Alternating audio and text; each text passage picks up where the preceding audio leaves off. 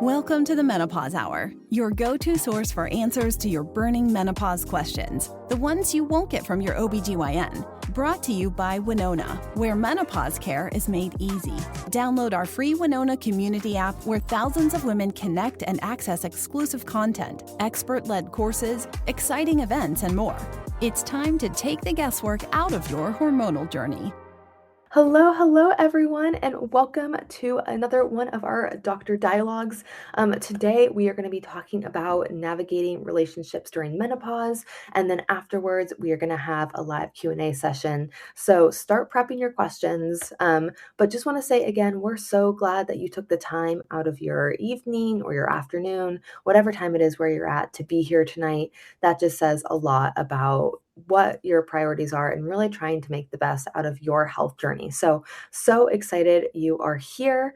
A couple things, if you've never been to one of these before, I'm Maddie. I am Winona's community manager, so I have probably seen your face somewhere in the community. So really glad that you are here tonight. And I love seeing some old faces. I love seeing some new faces. But if you've never been to one of these before, at the bottom of your screen, you're going to find a little chat button. It's kind of in the middle of all the buttons. So if you can click on that, you can go ahead and start typing any questions that you have in that chat box. These can be like really anything that you might have on your mind. It could be about some symptoms you're having. We are talking about relationships today, so you could have some questions about relationships, what a relationship looks in menopause. There's a whole wide range of questions. We're also about to get into a conversation, so if you have any questions that come up, feel free to drop those in the box as well. I know sometimes you need to hear a little bit of conversation before those questions are prompted as well. But again, we're so glad you're here. And as you can see, we have two very special guests with us today. We have Dr. Kat Brown, and we also have Stephanie Clavena, is that correct? Mm-hmm, yep. With us, perfect, tonight. I'm going to go ahead and hand it off to them to introduce themselves, but then we'll get into our conversation, and then we will have our questions afterwards. So, Dr. Kat, I will pass it to you first, and then Stephanie, Sure. I'll let you follow up on that one. Sure. Well, if those of you who haven't seen me, I am Dr. Kat Brown. I'm the medical director here at Winona. And so I help to curate some of our medical information for patients and a lot of the stuff on our journal page. But also I'm one of our prescribing physicians as well. So I take care of patients in the state of Pennsylvania, Michigan, Hawaii, and Florida. And I am a board certified OBGYN who's dedicated my life to women's health. And I am a woman in midlife, also in the thick of it. So this has become a very important topic of interest for me. And I became Menopause Society certified last year, just because this is something I feel like is not really, focused on for women. And this is really the best part of our life, I think, because I'm in it. So we have to think positive moving forward. But we're here to answer all of your questions. And we're so lucky to have Stephanie here as well. So it's nice to have someone in the therapy world, especially when we're going to talk about relationships. So tell us all about yourself, Stephanie. Yeah, thanks, Dr. Kat. My name is Stephanie Clavena. As Maddie said, I am a licensed marriage and family therapist. I live in Dallas, but I practice here and California. My practice is virtual, so I see clients in both states. I've worked in the field for over 20 years, and in the last probably 3 to 4 years, I've started to see a significant increase in women in our demographic coming to me because they were experiencing some emotional things that they were unfamiliar with. And it started to dawn on me that a lot of these women were in the perimenopause/menopause timeline of their life, which might explain why now all of a sudden they were having this amplification of anxiety and depression and struggles in their relationship and difficulties with their self-esteem. And so my practice kind of shifted naturally towards working with women, and that's what I specialize in now. I have a lot of experience working with children, families, people who've experienced trauma, grief. So that stuff still comes up in the work that I'm doing. But like you, Dr. Kat, I am a woman in midlife. I'm having this experience as well. And I want to talk about the mental health impact of being in perimenopause and menopause and what that does to us personally, what it does to our relationships. So that's how I found myself here. And I'm just so thrilled to be able to participate and have this conversation. So thank you so much for including me. And it's so apropos because May is Mental Health Awareness It Month. is. So you'll see lots of stuff in the media this month and people speaking up. And, I think the hardest part is mental health and behavioral health has such a stigma. And a lot Yes. of people are afraid to seek help, because they're afraid to, be labeled or, be judged. Yeah. But part of Mental Health Awareness Month is like, let's get this out in the open. Let's talk Yeah. about it. Let's make this part of normal communication and everyday conversation so that it's not so taboo and it's not stigmatized and so that more Yeah. people will get the help they need. Yeah. Yeah. Absolutely. I'm so glad to be having that conversation. Kind of like what you're talking about. There is more of the, in what you're seeing on your side of the aisle with respect to medical care and a conversation happening around that and better access for women and better education around that. I want the same on the mental health side, Yeah. right? Because there are so many factors that are happening for us now that maybe it's the first opportunity we might have to even consider going to therapy. And taking that leap, there's an element of bravery and courage that I think that requires. And Mhm. it's such a gift in my experience to be invited into an opportunity to have conversations with women and their loved ones about this, time in life. And I want to do, a service, if you will, in that way for them to help that process be, to navigate it more smoothly.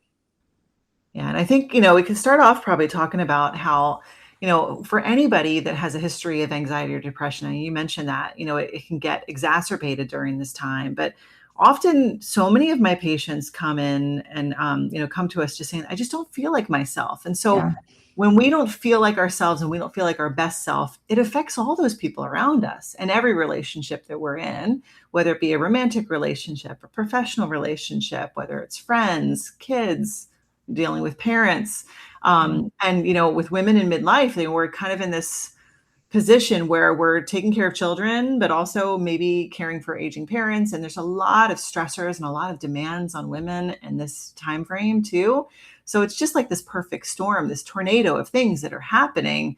Yeah. And when you're internally having so many changes and so many symptoms that it's hard to deal with, it makes it very difficult to stay resilient and to kind of roll with those punches and to be flexible when it comes to your relationships.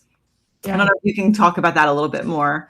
Yeah, I think that, what I discover, whether it's, just, I'll be honest, whether it's people I see professionally or even my girlfriends, because, right, I'm having this conversation with my girlfriends, which is a blessing, right? I'm glad that we're having this discussion, is, an opportunity to really start to uncover who you are. And that involves maybe deciding that there are things that you have had as part of your background that no longer serve you, and Mhm. things that you have now that you really want to pursue. That doesn't necessarily mean a shattering of everything you know, although I do acknowledge that sometimes is the path that ends up, being what we walk. But I think you mentioned this is sort of the best time of your life, right? Because it's midlife for you and it's the start of this next amazing chapter. And I think if we frame it that way from a mental health perspective as well, right? That it isn't a crisis in a way that there's no opportunity for improvement or growth, then I think we go into the conversation about mental health with the expectation of a positive outcome. Yes. Yeah. And yes, absolutely. If you have had a history of depression or anxiety or attention related concerns, that's another one that I have a lot of, people that are concerned about. This time of life will magnify that.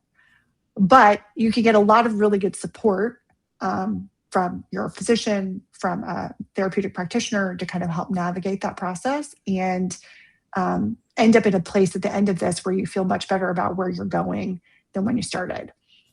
But it is a process. It doesn't happen overnight, right? Kind of like starting HRT. Like it's not an automatic. You're going to start it. It's going to be effective. You're going to maybe have to change the dosage. You're going to, right? There's a lot of things that are happening in that space. The same thing happens in our relationship. Like we have to give it some time. And I know that can feel a little bit challenging because we're not maybe very patient and there's expectations that are being placed on us and sort of we get looked at sometimes in a negative light by the people around us because some folks don't necessarily understand what's happening. But some of that is because I don't necessarily know what's happening. Like I'm trying to figure it out for myself. So one of the things that I like encourage people to do is be candid and open with the people that you're close to about what's happening for you. understanding maybe that I don't really know, but I'm trying to figure it out. And recognizing that you can have a lot of willingness to work on something, and then you have to match that with information and kind of a commitment to that. And that, the combination of those two allows you to kind of move forward in some way that is many times better than where you started. Yeah. And true growth doesn't happen easy, right? I mean, No. so sometimes you have to go through a little bit of growing pains and turmoil before you come out on the other side. But generally, when you go through that and you're working through it, there's always something better at the other end. Usually we don't always see it when we're in the thick of it. Right. No, but it's interesting. I tell this story often that the Japanese word for crisis is made up of two distinct characters in the Japanese alphabet. One of which is if the character stands alone, it is the word for crisis. And opportunities is a crisis. Or crisis is an opportunity. Sorry. The kanji word for crisis includes the word opportunity. My apologies for messing that up. It's an opportunity. That's what I tell people, right? Yeah. You may be at a place in your life where you are willing to look at some things for the very first time, right? A lot of women come to me and say, I don't have a BS filter anymore. Like, I am over it, right? I want to be honest about who I am. I want to live my life authentically. That really matters to me, right? And so how can I have this conversation with the people that I care about in a way that they learn and understand, like, who I am showing up as now is the very best version of myself, right? And some of that is the process of uncovering it. So, yeah. And there's beauty in that growth too, because, once you figure out your own journey, then, it's only better and best things after that, I think. Mm-hmm. Yeah. So I think the other thing, sorry. Go ahead. No, go ahead. I think the other challenge, right, is just like the variation in the physical menopause symptoms, your mental health journey through this period will look different than that of the people around you. Mm-hmm. Right. And I think we do sort of this comparison thing, right? Much like we might do when I have symptoms and my girlfriend has something different, right? Your mental health journey might look different. That doesn't necessarily mean there's something wrong, right? It's unique and individual to you. And those things are still navigatable. So I really encourage people not to compare yourself too much to the woman next to you in that regard, because that's a unique experience for you as much as it is for them. And that, just like in the medical side, your treatment strategy may look a little bit different depending on the woman's presentation. The same is true for what we do on our side of things in terms of where do we need to spend time and focus. So, yeah. Yeah. It has to be individualized, really. Yeah. Okay. Yeah. Yeah. I'm sure a lot of the women listening, if you have questions about certain things that you're navigating in your own relationships and how that is applied to your experience and some of the struggles that you've had, we have this great resource on the call tonight. So let's utilize her. Please ask away. Yes, ask away. But anything goes. Any questions related at all to midlife, perimenopause, menopause, relationships, mental health, but also physical health, anything goes. So any questions you have and that you're wondering an answer to, or if you just want to share information, you can put them in the chat. We'd love for someone to ask questions. And this is hard because I think that this is sometimes the mental health aspect too. Like, you're putting something in the chat, your name is next to that in the chat. So it's fighting that stigma again that we talk about. Raising your hand and recognizing like, hey, I have an issue that might be mental health related is hard to do. I think it's really hard to do.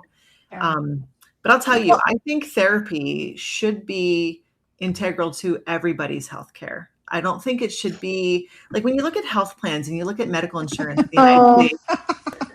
We don't have to go there. We have a whole conversation about that. But I really think how much time do you have? It shouldn't be an ancillary add-on, right? It shouldn't be this separate thing. And especially in women's health. I mean, we go through so many physical, hormonal changes that affect our mental health throughout our lifespan as women, whether it be, in puberty and then in pregnancy and postpartum and then in midlife and going through perimenopause and menopause. so many changes and ups and downs. And our mental health is very linked to our estrogen levels and our hormone levels overall. Yeah. I sometimes am so pleasantly surprised to see new research related to the hormone connection to mental health. It sheds a light on things for myself in just personally, but also professionally, that there is a lot of connection being made around that. And I'm so glad that the conversation is happening about that. But I think, the one thing I want to say is a lot of women have this concern, like, is something wrong with me? It's a language that I hear a lot of the time, right? Is something wrong with my relationship? Because I feel like there's this level of struggle. And I think that being really attuned to that language is really important. And if we think about this more as like, this is a time of transition, not unlike other times that we might have gone through a transition in our lives, we look at that as, short term, right? Now, the length of that transition might look different again for you and, your friend or the person next to you, but it's still just a period of time that we are working through to navigate, right? Like the perimenopause timeline is different for every woman. The mental health journey as part of that is also different. But if you're feeling for the first time in your life, this sort of intense, almost unrecognizable level of like challenge with your emotions, please don't hesitate to reach out to find somebody to talk to about that. Start with your physician, do some research about who's available, interview multiple therapists. If I can say anything about that, just like I would encourage people with respect to their medical provider, don't feel obligated if you talk to a therapist and it's not a good fit. That is a really important part of the work that we do. I don't want to be a bad fit for someone. And I tell every client that I work with, if at any point you feel like this is not working for you, please let me know. I am more than happy to work to get you connected to somebody else. And I think that women are finding themselves in a really vulnerable position at this time, right? The women that I talked to who went to see a physician and were totally dismissed. And I'm like, you need to go see somebody else. I would say the same thing about being in a position where you're looking for a therapist that's a good fit. And if you're going to therapy with your partner, same thing, right? The therapist that you would see one-on-one might not be the best fit for working together between you and your partner. And so it's okay to say like, this isn't it for me. I want to consider something else. But I understand that that's a big vulnerability. But I want to put that out there because I think that it's really important.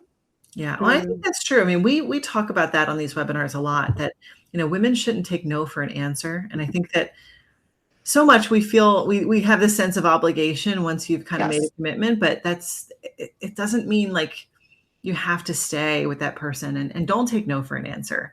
It's okay to shop around. It's okay to keep going until you get someone you feel, heard by and you feel listened to. I think it's so very important. Absolutely. And we do actually have a question from Cindy real quick. I just want to jump in and see if there's, some answers on this one. Cindy says, I've been trying to get my boyfriend to read a bit about what I'm going through, but with no result. Do you have any suggestions for me? I think it's really hard to hand a man a book or a magazine or something, a handout about a medical thing and expect them to want to read it. But my suggestion would actually be to try to find like maybe one of the documentaries, the docu-series that have been out. There's been several different ones on menopause really recently. Last year, I think the M Factor came out. I was actually in one that you can stream online called 4 Days. And it's about 5 episodes of menopause and perimenopause. There was another one too, that was another, but I didn't get to watch that one. It was made recently and released. I forget what it was called, but that might be better. It might be better to like sit in front of the TV and like watch something for entertainment that might spark a conversation and might be educational too, as well as visually appealing. I think that might be a good way, but I don't know if you have other suggestions, Stephanie. Yeah, so I actually find a lot of really great information on Substack. I don't know how many people here are reading Substack. There's a lot of really good conversation happening related to menopause, perimenopause, relationship issues. There was a wonderful article in the USA Today that my neighbor actually sent me, talking about I can get the resource for you, Maddie, and send it if it's something that we're allowed to share. Yeah, send it my way and we'll see what we can do. Yeah. But I think it was talking about like the dynamic and the shift of like communicating with your partner, or how men are kind of finding themselves like at a bit of a loss and not really knowing like what to do or what to navigate. But there are some amazing resources on Substack, practitioners, people in midlife who are writing this both for us as women and for our partners. So I would encourage maybe that if it's something that resonate for you and you know your partner better, that might serve as another really good way to kind of have a small introduction into the conversation, along with what Dr. Kat is talking about in terms of some of the amazing, programs that have been out there, like she said, in the last year related to this conversation. So I wish I had a great book. Like there isn't, I don't know of a book yet. Not geared for men, right? Yeah, not geared for men. Yeah. Most of everything is wonderfully geared for us, which is such an amazing experience, but we're not that I'm aware of, at least, not there yet on the side of how to help men feel more open and understanding about this process. Yeah.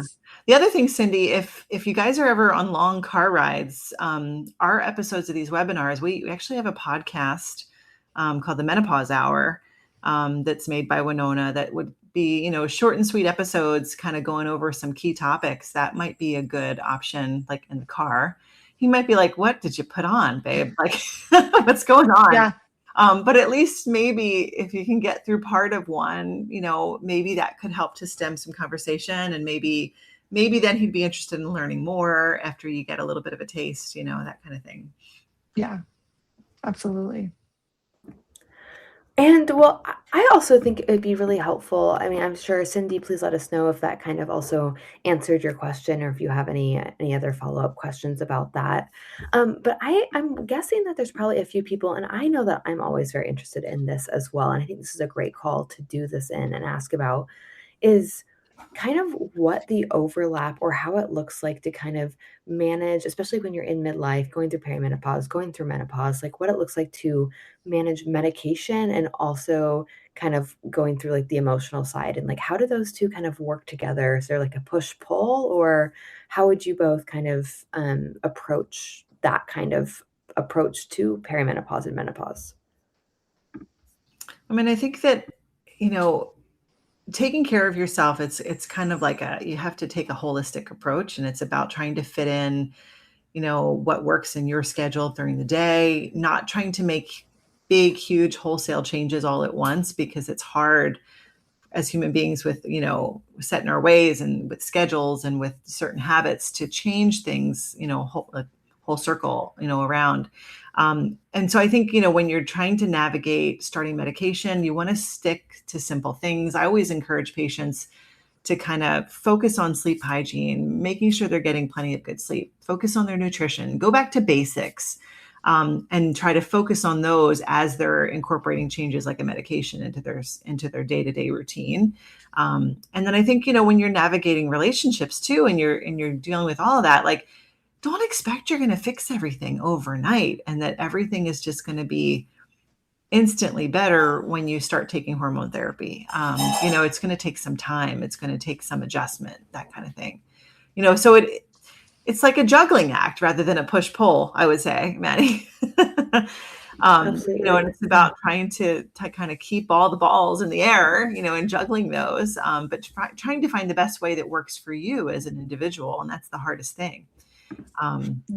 But then when you come out the other side, and the wisdom that you have as a woman, and how you navigate that is your own journey. And many women come out of it so gracefully and, really have crafted a great life for themselves. And menopause is that time period. It shouldn't be so negative. It's like really that causes you to pause, to reevaluate your life. And my daughter's sneaking behind me now. We can see you on the camera.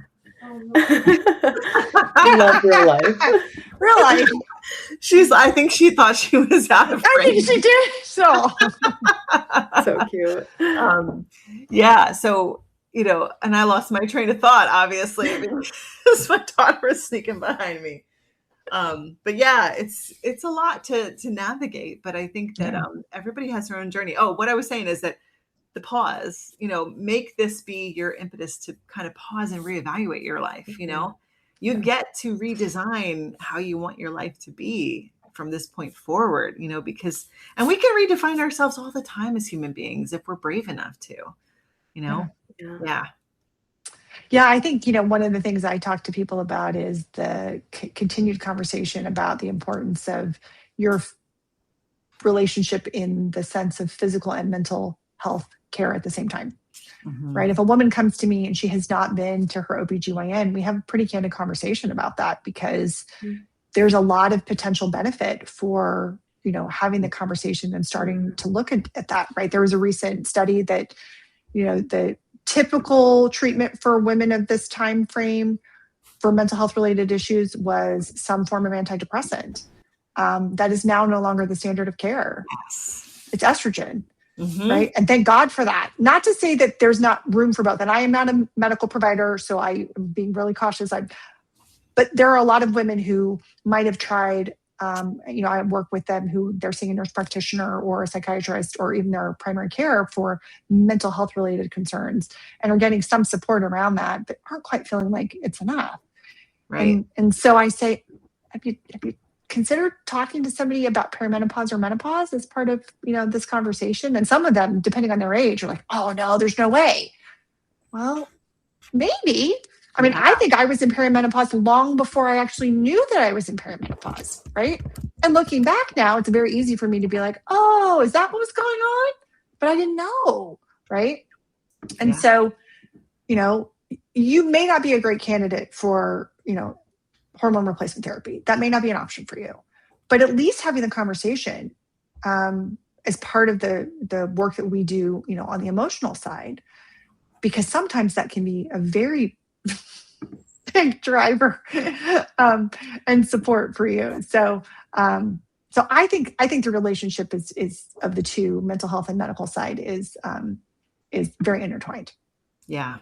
No, and I would say probably at least 70% of women who end up coming to us for hormone therapy have been given an antidepressant before they reach us to get hormone therapy. And it may help some symptoms slightly. Yes, absolutely. But it's not full circle. It doesn't encompass everything. And it really, it's not the standard of care for really treating. So it's only going to put a Band-Aid on some of the symptoms and not really help, everything. Yeah. But yeah. And I think a lot of women get, kind of offended too, though, when they're going and talking about hot flashes and night sweats, and they're talking about all these things happening, and then they're given an antidepressant. And especially if that's done in a 20-minute visit where you don't really feel like you got a word in edgewise, it's really difficult. Yeah. Yeah. Absolutely. Yeah. And we do have another question from Cindy as well. If we're ready to move on from that question. Sure, perfect. Yeah. It's not quite a second part to her original question, but a little bit of a follow-up. She says, am I wrong in thinking that my guy is going to help me make this easier on both of us? So I think just kind of around what the role of a boyfriend can look like and be within perimenopause, menopause, midlife.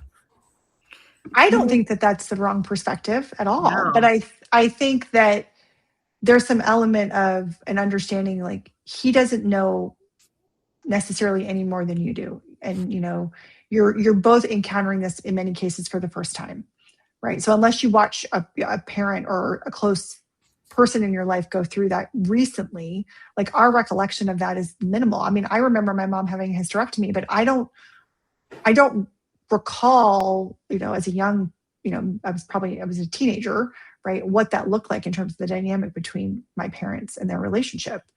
So unless you have something more immediate, I wouldn't expect you or your partner to know, and have sort of all of the answers there. But I do think that in the structure of your relationship, there's a lot of opportunity to learn these things together in a way that can actually enhance the bond in the relationship as opposed to pull it apart. The thing I think is a struggle for men. And I don't want to speak with a stereotypical perspective, but a lot of them want to fix it and they're not able to, right? And some of that's the dynamic of your partnership. If you are in a partnership where your partner is always in this perspective of, I want to fix this, but they're not able to do so, that can be a really difficult and kind of helpless feeling. which can leave them floundering and a little bit uncertain about what to do. If we want to talk briefly about like the component of like physical intimacy in a relationship, and if I am having a hot flash and night sweats and don't feel good about myself, and what am I going to do potentially, right? Push my partner away. It has nothing to do with him at all. But is he internalizing that as something he did wrong, right? And it's not that, right? Your sexual desire has dipped because you have maybe low testosterone, maybe. I mean, there's a number of reasons why that happens, but the discomfort of acknowledging that, right? And feeling like if I'm your partner, like I'm responsible for that. You're not attracted to me. It's not usually what it is at all, right? And so a lot of that is, stuff that you all will, again, potentially be navigating or having a conversation about for the first time. But that doesn't mean that there isn't an opportunity for resolution, right? There are a lot of women who find themselves on the other side of this in better, more enriching and intimate relationships as a result of this experience, not in spite of it. Mm-hmm. Yeah, I think that's important to think about too. And not only that, not only just the hot flashes and night sweats, but physical intimacy can change just because of the genitourinary changes of perimenopause and menopause. So, changes in lubrication, changes in the blood flow to those tissues. Sex can become painful for some women. And it's a huge part of a relationship and, a partnership with anybody, whether it be a boyfriend, a partner, anything, or a non-male partner. Even if you have a female partner and they're a different age than you and maybe they're not going through it, it can be difficult to navigate that. And so I think that, one of the best things for any relationship at all is just improving communication. Having that ability to be frank and honest and be able to let them know like what you're feeling and what's going on, and have the conversations like, hey, I love you. It's not you.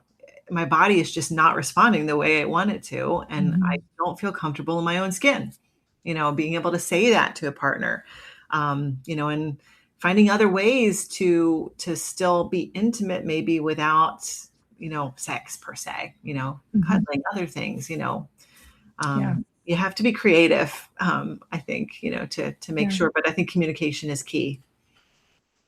Yeah, I think there's the component of connection in relationship, right? And that I think is a lot of times what the conversation really is about. So I think that's something else to consider is if the topic, let's say, is intimacy or like a disconnect related to intimacy, is that really the concern? Or is there potentially something else underneath that is driving that concern? Is it maybe a combination of there's a lack of physical intimacy, but there's some lack of maybe emotional connection that's happening at the same time? Because those things happen in tandem often. And, but I think that the hard part is that vulnerability we talked about a little bit before as it relates to women making a decision to look elsewhere to get an answer if they've gone to their physician and gotten a no, or they maybe want to consider starting therapy, but they feel scared about that. The openness to, allow that vulnerability, I think is really important. And that you kind of build up from there to a better version of yourself. Yeah. Now you said your practice is all virtual. I think that that's great. I mean, I can tell you, I have utilized virtual therapy, and it's a godsend for people that are busy and that have schedules. Just in the way that, Winona has helped to open up treatment options for patients that otherwise don't have access, with telemedicine, we're able to reach people that don't have someone in their neck of the woods to really help them with this. I think that virtual therapy is a great addition to that too. So, and I think that people can be braver doing things through the internet too, than actually arriving to an office. And, a lot of people have this, the stigma of mental health, and they think they're going to be on the couch, like it's Freud, like they're going to be psychoanalyzed. Oh yes, I've had clients join me from bed, their car, on their lunch break, or because that's the only place that they have privacy. We started doing a lot more mental health care via, telehealth during COVID. It was a wonderful resource. But that is not shifted away, right? We have the ability, and I would encourage women, if local kind of accessibility in terms of what's available around where you are is not the best, consider potentially looking into virtual care. It's not less effective, I found, because we use this medium to communicate. Right. Again, there's still there's in some ways a little bit more flexibility or a little bit more freedom, a little bit more comfort. You're in the comfort of your own home. You're not in somebody's office that is maybe a little bit uncomfortable or foreign to you, or right. So, that I think really is wonderful that we're still having that opportunity to meet this way. I mean, we're doing it now, right? It's a wonderful opportunity for us to have this conversation this way. So yeah, it's a great opportunity to find a provider that's a good fit for you. I think that's great. Amazing. Well, it looks like names, right? Sorry, say it again, Dr. Kat. Sorry about somebody's that. Somebody's typing, it says. I was going to say, yeah. Yeah. I see Cindy's typing. I'll she to stop. So we'll give it a second and see if she wants to drop anything in there. But it looks like that might be all the questions that we have. We'll give Cindy a second in case she wants to say anything. Cindy, no pressure either way. I know you've already asked a couple questions. Well, kudos to Cindy, because she's the brave one of the 14 or so people that are on the call, that has asked a question and had something to want to talk about. So that's great. Thanks for being here, Cindy. Yeah, Cindy said, I'm 54. In the last 3 years, menopause has changed everything.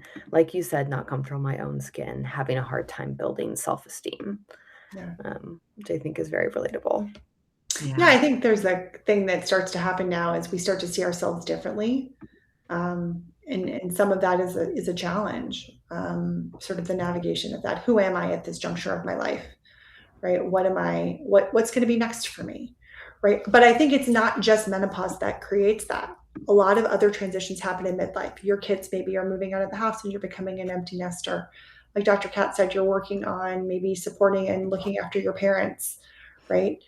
The transition seems to all happen around this cluster of time, but it isn't always just the menopause components that we're confronting at this particular time.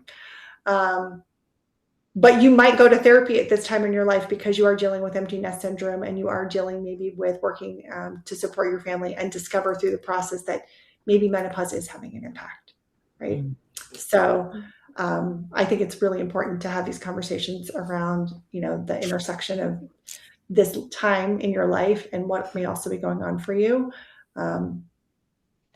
to work to get yourself support and help. And to not feel scared or shameful about what you're going through. Yeah, absolutely. Well, thank you so much, Dr. Kat, and thank you so much, Stephanie, for just really giving some of your time tonight. I feel like we were really able to dive a lot into what it does look like to navigate relationships during menopause, and I feel like you've both given some really great points as well. And we did just have and Dr. Antonia Alfard says, I just started the vaginal estriol cream. I explained to my husband what is going on with me because intimacy is non-existent. So I think kind of what you all were talking about earlier about how that can have a lot of different sides to it as well with what's going on. Yeah, but thank you both so much for your time. And for everyone who's on the call too, I know that Dr. Kat mentioned a few of these things. I just want to also remind everyone is that if you really enjoyed tonight's session or you're interested in more questions, you can find the Menopause Hour on Spotify. It's our podcast at Winona, and we have a lot of really great episodes in there. We have events like this, which are really great. You can listen going to the gym, on your work break, on your way home, if your boyfriend's in the car, lots of different times that you can listen to that. We also have some really great interviews that we have with our ambassadors, which is like kind of some deep dives into what their menopause journey has looked like. Also, if you are already a Winona patient, you can ask any question that you ever have to your Winona doctor in your patient portal. That is always a great resource to be able to utilize. They are there 24/7, available for you. They want to hear from you. It's a great place to ask questions. Another great place is we do have more doctor dialogues like this, and then we also do have live Q&As. So we would love you to come to one of those. I would love to see your all's faces again. I'd love to hear some more questions. But thank you everyone so much for being here tonight. Thanks for tuning in. I know a lot of the time it is just a really big thing to kind of come to an event like this and just take the time to listen and absorb, and like that can be so transformative as well. But so thank you, Dr. Kat. Thank you, Stephanie, for your time. And we will hopefully catch everyone next time. Yeah. Thanks for coming out tonight, everyone. Awesome. Thanks, guys. Have a good great night, evening, everyone. everybody. Good night. Thanks for spending time with us. We hope today's conversation helped you feel more informed, more supported, and a lot less alone. If you're ready to go deeper, download the Winona app. It's free, it's for you, and it's filled with resources, real stories, expert insights, and a vibrant space to connect with women navigating the same season. Have questions? Join our next live Q&A. Until next time, take care of yourself. We'll be here when you're ready for more.